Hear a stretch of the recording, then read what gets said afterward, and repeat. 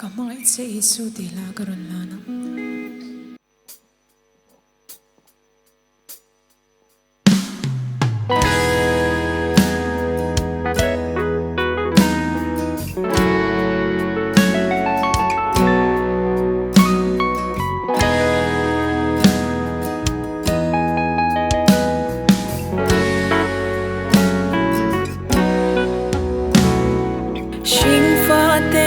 Hmangaih luat vanga kantana nunna lantu Vanlalhriatpuii na tlalel theilova leishe malo kalchu kantan musit leishe tuarin min tlanta an sedong leile vanin remna kan sual thoi nan in lana chu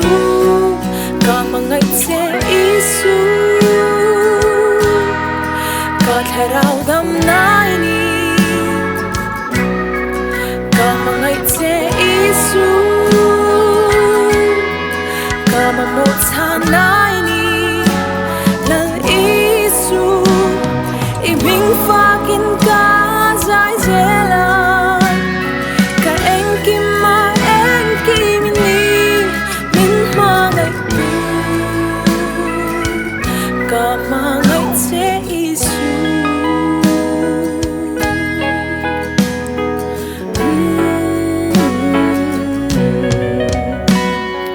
thim noya chu te tan chan dam na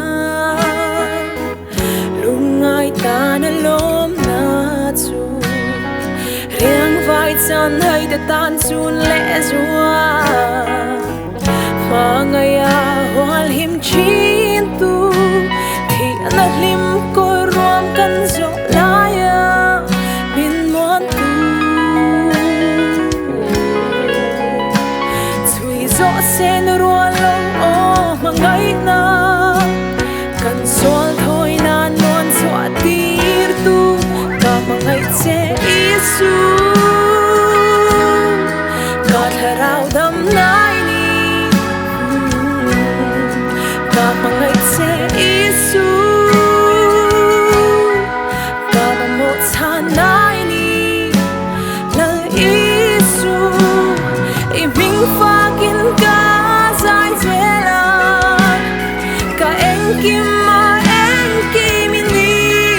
min Hmangaih ka Hmangaih se Isu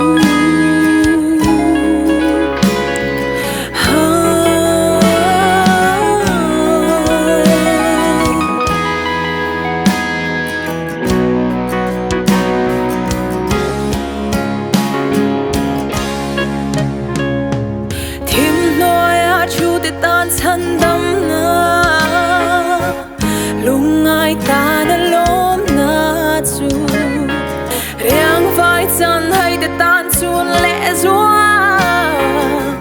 Hmangaih hual him chin tu thi na lim ko rom kan zo laya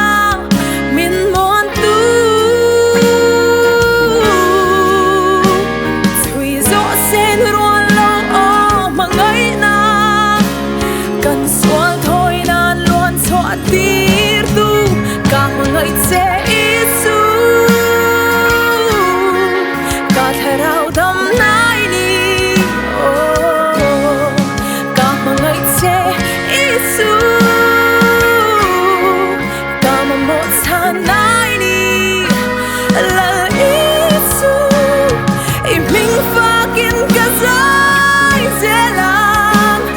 ka engkim ma engkim ni min Hmangaih ka Hmangaih se Isu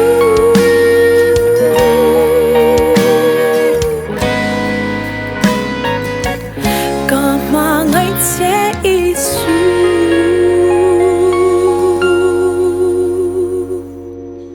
Lalpat sa Vanlalhriatpuii be ro se